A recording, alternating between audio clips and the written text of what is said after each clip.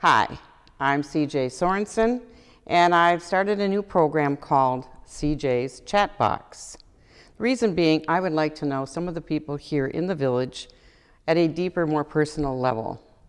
Many of the people here have got such interesting lives and experiences to share, and I think they should be shared with the people here that live in the village. So, welcome. Maybe you're one of those people. If so, give me a call. Maybe you'll be my next guest on CJ's Chatbox.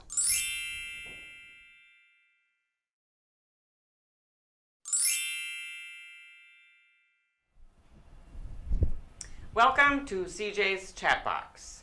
I'm very pleased today to have a special guest, Joey Sims. She's a face that everyone recognizes because she is the president of the Comedy Club. But today we're going to find out a little bit more about Joey, where she was born and her whole life. And believe you me, it is very interesting. You'll be sitting on the edge of your seats.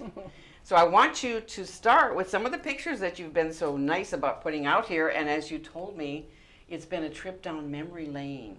And I love that that has triggered up all kinds of memories, which brought up more pictures and more thoughts about the past. So we're excited. Yeah, it was a great experience for me to have you put me through this. Put you through it. Wonderful. Well, I want to know, first of all, because I know you were born in Colby, Kansas. Uh-huh. And for what you told me, you said this was a small town. Very small. But your grandma and your grandpa and your uncle pretty much owned the town. Right. It wasn't a very big town. It was a motel, a gas station, a general store, and a bowling alley. So how old were you when you left Kansas? 6. And then you went to Denver. Yeah, and I tried to get out on that railroad thing that goes like this, but they kept catching me. At 6, you were on that pumping thing? Yes, I was. I knew I wanted out of there. Nothing but bramble bushes and thorns and snakes and. Yes, you were headed for stardom from the beginning. Yes, I knew it. Yeah. And you have such an adorable mother and father that you showed me a picture of them and you said, yeah, my dad was kind of handsome, Italian, and your mom being French. I mean, they're both gorgeous, so we know where you got your looks, my dear. Thank you. And here's another picture of your dad. Yeah. Your dad had a very interesting... For somebody who died at 34, he was a pistol. He was a stunt driver. He did those speed cars that go around, and here is a trophy that he won for rodeo driving. He would drive gas trucks through flames. That's probably what gave him the pancreatic cancer before any of us had even heard of it. He was 34 when he died. He was the early Evel Knievel. He was. Wow. Yeah, think of where he'd have been today if he'd have... And this was my mom, who turned out to be a gorgeous lady in where we lived. It's a motel that says $1 on the outside, but we owned it. Oh, wow. You know, the other thing that I want you to tell me a little bit about your mom. Oh, watch out. Whoa. About your mom. Yeah. Is the fact that you said she was Rosie the Riveter.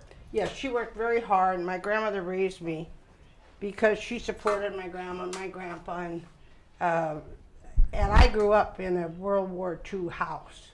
Jitterbug every night and parties, and I would be behind the couch trying to catch everything I could. And they were a beautiful bunch. And the phone would ring, and it'd be always Maine or somewhere. Oh. I didn't even have any idea, but she was single by the time I was 13, and so that phone never stopped, So, well, she was gorgeous. Yes, she was. And she kind of, as you said today, that you didn't realize how funny she was. Yeah, you made me look through all these albums, and I saw her imitating the Beverly Hillbilly lady in the... in the robe with the pipe, and it's amazing what I learned from this whole experience. Yeah.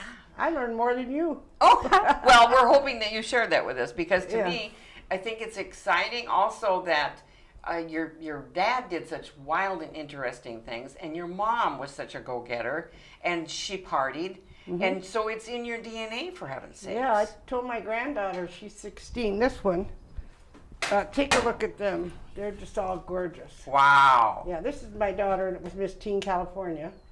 And then he's already been accepted on a football scholarship, and she's 16. So I said to her, you party entirely too much. She said, Nana, it's in my blood. It is. And then you wanted to talk about my brother. Oh my stars! Yeah, you came from good stock. Yeah. This guy is also gorgeous. And now, is this a Playboy bunny he married? Yes. Oh wow! He didn't have to share her with Hugh Hefner or anything. No. No. No. He kept her to himself. Yeah. But he died young also. He died at 34. No, he was 34. He died at 54. You This said. one was 54. Yeah. Yeah. I'm Did glad you did your homework.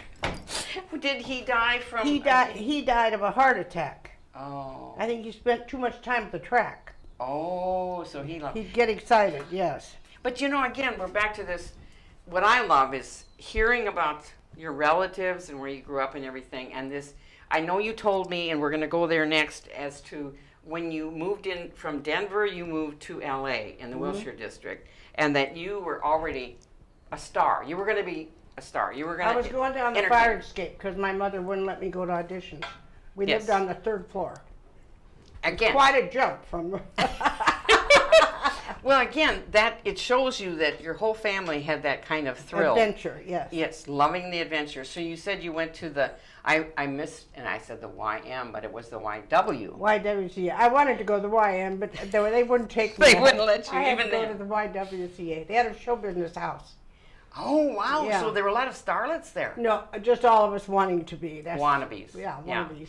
But then you have to tell me, because you told me this, and I went, what the world is a check stand? And all I could think about was those signs that say checks cashed here, and I'm thinking, why would you have that? Oh no! When I was young, I think I was only 18. There was nothing better than the Sunset Strip. That was the hottest thing in the world, and I leased the first check stand from Gene Norman. Gene Norman was a very well-known person in Hollywood. He see, how would you describe him? Kind of like Al Jarvis. That's how kind of like he was. I met him too. Okay. But then when I started working the check stand, I saw the possibility for a lot of money. I was born with a business head. Okay. And so I told him, I don't want to work for you, I want to lease it. Ah. So I ended up leasing the Crescendo, and then I did the same thing at Zardy's Jazzland, which was a blast. And these people all dressed so gorgeous, and they had on gowns, and Spike Jones would always give me $10 because I'd make him check his hat. I had a sign that said, "You must check your hats and coats." I think that was my idea. And one of the ones that came in all the time was Natalie Wood. And she'd come in and go like Carol Burnett. Oh! So everybody knew she was there. Oh, no. And then Robert Wagner would always compliment my outfit or my sweater. And He noticed things. And I would say she'd say, "Don't bother with her. She's just a checkroom girl." And I'd say, "I happen to own it." Good for Yeah. you. And then when intermission came in, and we're talking big stars, Lizzie Miles and Bob Scobie and the bands and things, the groups were incredible. Slim Gaillard, I met them all. And I'd run back and put on a cigarette outfit and have my cigarettes, and I bought them for 17 cents and I sold them for $5. You were an entrepreneur, for I sure. was, from birth, yeah. Yeah. And so that was great fun. Well, you said something also about working there in the clubs, those couple of clubs that you were in, that you always felt you'd stay late, and so when the band was closing up at 2, you'd sing along with the Rhythm Kings. Yeah, I got to jam with them, and that was great. I even sang with a group called the Rhythm Kings. Yeah. And but you felt so safe, you said. yes, they all protected me. Little girl from Denver, we left Denver out. See, I went from Kansas to Denver to Hollywood. They always protected me. I didn't even know it at the time. They were all smoking marijuana. I didn't even know it, because they all just protected me. And I told you that I got a job in that bar, Steve Bordner's, in Hollywood. Yes. And Uncle used to come, all the Billy Barnes Review. Mm-hmm. And Uncle would always do this for me. It made me so mad. Robert Vaughn. So one day he wanted coffee, and I poured it in his lap. And the whole bar cheered, and I got a raise. Yeah, so those were exciting times. And you know what I would do? I would work something, like I think I had the check stands for a year, but when it got a little boring, I'd go do something else.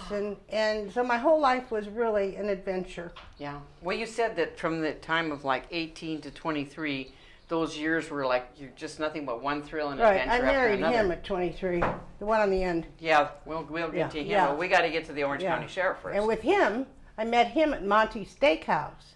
Ah. Because when after the check stand, I needed real money, and being a waitress at Monty's Steakhouse we wore little crinolines and short skirts. Ah. Johnny Longden owned half of that, and Monty Levine owned half. Okay. So it was really fun to see these jockeys come in with these 6'2" women, and they would tell me they like their women like they like their horses, you know, with long legs. And I love it. That was great. And I met my husband because he was an architect, and he used to come in and sit there for so long. I thought he had money. Ah, there you go. Yeah, but he didn't. Anyway. Yeah. But now tell us about the Orange County Sheriff, too, before you met him. Oh, before I met him, I met an Orange County Sheriff. He looked like Gregory Peck. Oh, no wonder gorgeous. you followed him. Yeah. So he invited me to meet his parents, and we were going to get married. And he had me follow him because he had to leave early. And I followed him in a U-Haul with all my music and my dog to Gary, Indiana. Oh, my stars. And it turns out he lived on a Quaker farm. Well, it took them about a half hour to hate me, and it took me about 20 minutes to not like them. It was just too square for me, you know. And tell them how you got a drink. Huh? Tell them what you do to go get a drink. Oh, well, you couldn't drink in Indiana on Sunday, so you cross the street to go to Chicago, and you get a drink, and then you come back. And when I get too full of the Quakers, I'd run over to Chicago and have a drink. And anyway, it turned out that that didn't work out, and so I came back home. But coming home, it took a year. When you went down to Albuquerque. I went to Albuquerque, New Mexico. They had one channel, and I did TV on there. And then when I'd pull up to their house, most of them had children, tons of children, some without shoes, but I was selling a $385 electro-weighted garbage disposal. And they had to carry it in, and when they carried it in, they did not want to carry it out. Oh, my heavenly So days. that was a break, and that took a long time. I even worked at the Indiana Country Club for a while, so in those days, you felt safe, and you just could do stuff that's fun. Yeah. Without worrying about it, you know? No. I know that Pearl Bailey used to always say the way she would unwind after, a 2 o'clock performance in the morning, whatever city she was in, she'd window shop. She'd walk the streets of the big city and look at the beautiful models in the windows. Yeah. And it was safe. I mean, you did that to kind of unwind. So things have changed so drastically that when we tell people we used to go window shopping, they don't even know what we're talking about. And for you to travel like that, again, the fortitude that you had must have been part of that stunt driver that your dad did. And because my mom for you to, too. We just had no fear. I guess. And I always went to church. They didn't, but that helped me with the fear factor, you know. There you go. And it's coming in handy now. Yes. So when you came back then from Albuquerque, is shortly after that you met Brad? At Monty's Steakhouse. Yeah. And then we moved to Laguna. We got married and we moved to Laguna Niguel. Well, the thing of it is, you mentioned that his mom lived in Dana Point, and so because I thought, well, here you are in LA and then you're in Pasadena. How did you even hear about coming here? And you said, well, his mom lived in Dana Point, and we stayed in a triplex for a while there. That's right, in Dana Point, yeah. Mm-hmm. And he was 14 years older than me, and that got to be kind of a problem. But I moved to Laguna Woods by myself in 2000. Are we up to there? Nope. We're 1964. You are in Laguna Niguel and bought your house. Oh, that's right. I bought my house for $17,500. Just recently sold for $1 million. The Paces, I was in real estate also a little while, but the Pace Setter homes, there was only 5 or 6 of them, and then there was some in Monarch Bay for $50 grand. Wow. And my payments were $78 a month, and my mother said I was a spoiled brat to think I could handle that. You know what, also, when you were telling me about the fact that you had moved there when it was very sparse and not much, because we know what Laguna Niguel looks like today. 1964. But you said there were like sheep on the hill, and there was just very little going on. Snakes and animals in my house, my garage, and Crown Valley was a dirt road. Oh, He hit a deer once. Oh, my stars. Yeah, it was really something. And And then- it was so much fun to raise the children in this atmosphere. Well, and you said that was also because, again, of your entrepreneurship. You're right. Is the fact that there wasn't a JC's in Laguna Niguel. You started that. There wasn't a pageant. Your daughters were going to Dana Hills High. Right. So you started, you started things. Yeah, I was a big starter. Yeah. And they worked out well because it kept going for a long time. Yeah, right. It wasn't like it was an overnight thing. They continued doing it because you'd open their eyes. Well, after I left him, I got a grandchild to raise. Do you see her picture? Yes, this Yeah, little one, she has to have a boa on. Yeah, Or yeah. because she's That's Hollywood right. all She the always way. wore a boa, yes. And and here, what's interesting is that you're holding her here, but it was during this time that you said you had like $10,000 and a grandbaby, and you opened up your And first. I was 45. And you're 45, and you opened up your first Shay Joey's. Yes, and the was- first one was in Laguna Beach, where you came. That's where I came in and I shopped forgot about there. that shop. And I actually do believe, when I'm remembering this, I remember going there. You had great clothes. Yes.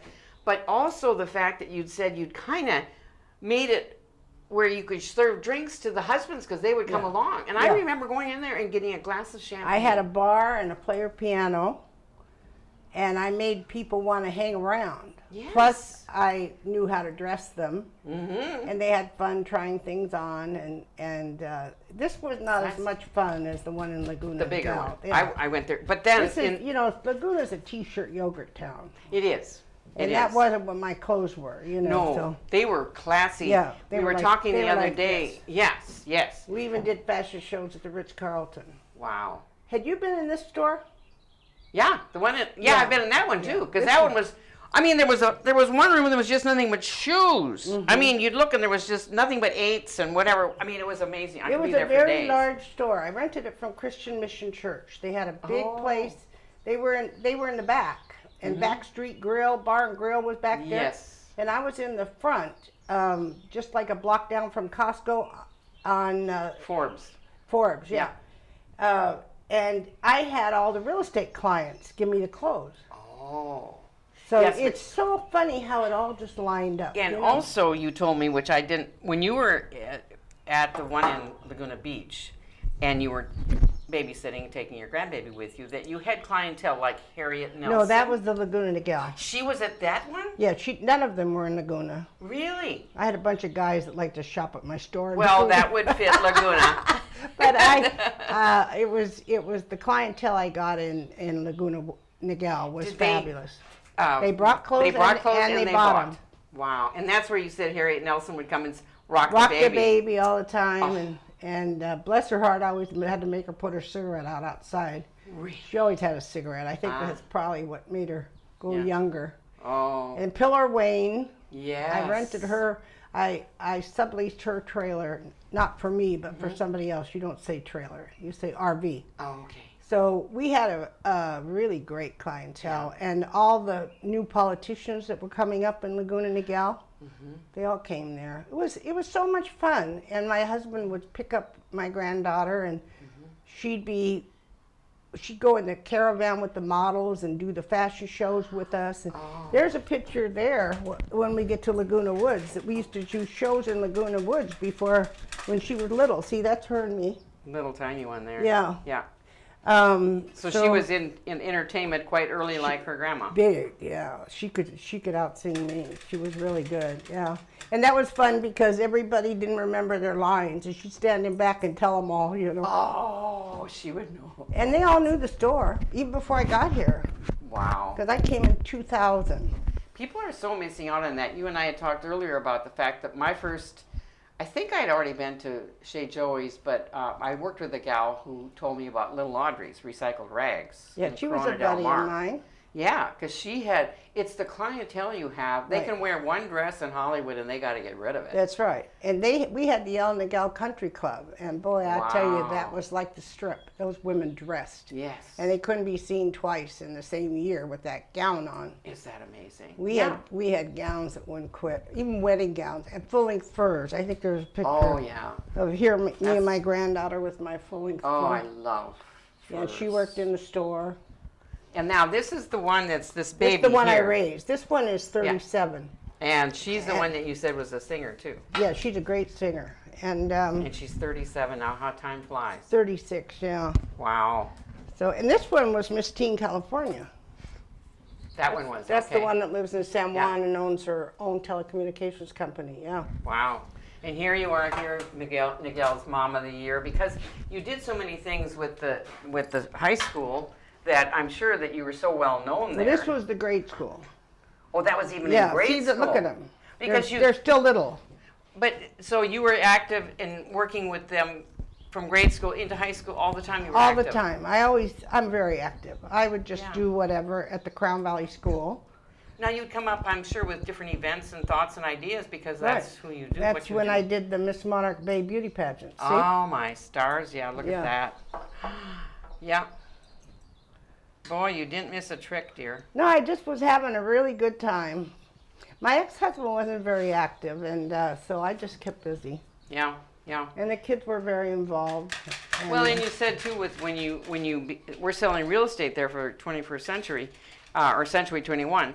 That the fact that because of your personality, that people always remembered you and you always knew everybody, so that selling something was not going to be a difficult No, thing. they'd call up and I'd say, "Oh, you're Mrs. Hennessy in the red house." Oh, Yeah, and because I watched every home go in. Yes.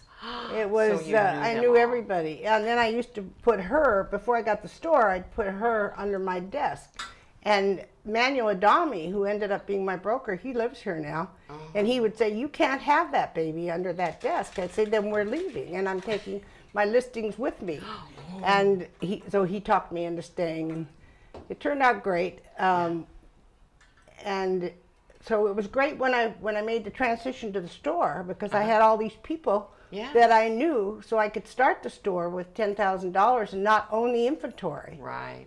But paying everybody a third promptly made them very happy. That's why they would keep giving They keep bringing it to me. Because it was a great place. It is recycled rags is a good term for it as well, because of the fact it is recycling. Some is, but there was stores there like Something More. There was a lot of cute boutiques that they didn't want to. And across the street from me was my place, probably one of the richest stores in California ever. MI Place. And they didn't want to spoil their customers, so they'd give me their clothes, and I would sell them for half. Oh, for heaven's sake. So I had remember I had tons of new clothes. Yeah. Oh, yes. Yeah, your place was gigantic. You could spend a whole Saturday I could have in there. lived there if I had a shower. Yeah. I had a kitchen, I had everything, Oh, But when I self-contained. left there, I had a lot of offers, but the Christian Mission Church would not sell it. Okay. I told them they're going to hell. Oh, that was nice. Because they promised me that I could and then sell they it. reneged. Huh. So they reneged, and they're using it now for a Bible study room or something. Oh. Did you go, were you living in Laguna Niguel still then when you were at Shay Joey's in Laguna Niguel, or where were you living Oh, then? yeah. I never lived anywhere but Laguna Niguel. I moved one time from 1964 till I came here in 2000 or 2001. I moved one time, and it was to Adelanto. My kids went to Crown Valley School. They all went to Dana Point. They thought I was a wonderful Catholic because I just kept coming back with kids. But anyway, I lived in Laguna Niguel from 1964 to here in two places. Well, and the other thing that you did when you were in Laguna Niguel, and part of it was because you were one, but you got involved with the grandmothers. Yes, because when I first got Sarah and I had her from birth, it became difficult. And so I looked into it, and I met this wonderful therapist, Dr. Thomas Shaw, because you couldn't have a group without a therapist. And he volunteered his time. They had GAP, grandparents as parents, they had in Los Angeles, but they didn't have any in Orange County. So all I had to do was call up friends with grandkids, and we started this group and we started in Irvine, and I did TV commercials in Sacramento about this group, and we ended up with about 60 overnight. Wow. All these people raising their grandchild. Right. Then we'd go to Laguna Niguel Park. And We have a couple more things we want to talk about here, Joey, and one of these is your outstanding grandmother of the year. I think that, again, you've been mom of the year, grandma of the year, you've started the group of the grandparents support group, you've been very, very active in everything that you do. I also see pictures here from TGIF way back when. Yeah, when You were a we big first line started dancer. it. Yeah, but when we started it, there was only one band here called Dorothy Dalton and Gang. She was about 95, and she maybe had a guitar player or something. Oh, So I went to all the hotels and I hired bands, and they were really good dance bands. And then because we were 8 women to 2 men, we had no men to dance with. I learned 3 dances and taught line dancing for about a year. Oh, yeah. That is the real plus of line dancing. Period. Is the fact there are so many singles, and that when you go, That's what made us start here. If you love dancing, which Yeah. I do, and I Right. do run into you when we were at TGIF, it's really, really important that you get the exercise, you get the dancing, you Well, get it the brought out the single women because they didn't Yeah. want to just sit there. No, and they could get up and dance, Yeah. so that they weren't just going to a dance to sit and And that's watch. how then I hired Doug Houston, Oh yes. and he gave lessons, and we That's had a big band called Don Peterson that was fantastic. I remember that name. Yes, yeah. Yeah. So we had some good bands. But as people got younger, they wanted different music than we did. We jitterbugged really well. Yeah. And the younger just wanted to dance and move, you know. Things change. You know, you said something the other day that it didn't register until you said that, is that we're from a generation of dancing with our feet. Mm-hmm. And so if you dance with your feet, you have to have a beat to dance to. That's right. And if, as time went on, and they do hip hop and they do nothing but Yeah. the body, they don't do anything with the feet, they just do this, Right. that ain't dancing. No. And so you and I are from the same page there. It's like, Right. that's a fast song, but that has no beat. I can't dance to that. Right? And so many people don't get what we're saying. And when you said that, it just rang so true. It's like, oh, that's why I don't dance to that song, because it has no beat at all. Yeah, It's fast. right, But right. You got to So- have a beat to dance. And then we have, when you When I first came here, came here, 2001, you were I was 39. you were a star already. That was a joke. You were the funny lady already. So Yeah. they did a nice big article on you in the Globe here. Right, uh-huh. And this is when it was called Leisure World, of course. Right. Still. Now we've got, I think, a better name, Laguna Woods Village. I do care for that. But yes, you You are. can tell those of us that's been here forever because we say Leisure World. Yeah. Yeah. And yes, I do think that you have a funny bone that just won't stop being funny. That's You right. look at life through funny glasses, I Yeah. think. Yeah. And what a joy that is. People say, you know, where do you get your stuff? Of course, I steal a little, like all comedians. But mostly it's from watching older people, and they are funny. Yes. And they have great senses of humor. I told you about, we used to have the Comedy Club pub right there under the tree. Ah. And we'd have all these different people come and tell their stories. Oh. And, you know, like when we go out to lunch or go to 19, which is my favorite place in the world now, we tell stories, and by the time they go around, it's nothing like what started. Because so many people can't hear. Oh, yes. Joy, why don't you tell us a little bit about this picture? This picture means a great deal to me. I think it was a year or two ago, and many of these people right here are on my board. Wally was one of the people that started the comedy club, and then this is my announcer, Martin, and this is the Tillies. He runs the Macintosh Club. And this is my friend Valerie, and Diane, and Nancy Crapo, and this is my friend Judy that did the filming for so long that we have on YouTube, Joey Sims Comedian, and it's great fun to watch. And this is Arlene and Al, and I can't remember his name, isn't that funny? But they're a great board, and they're great, she's the treasurer, and this one is real good to be on there. They call us Cagney and Lacey. This is Oh, how fun. Lacey, and I'm Cagney. Oh, how cute. This is my vice president, Suri Klein, and Jerry was the vice president all the time I was there, but he died. Oh, okay. And so Suri took over. And this is Rosie and Stan Fine.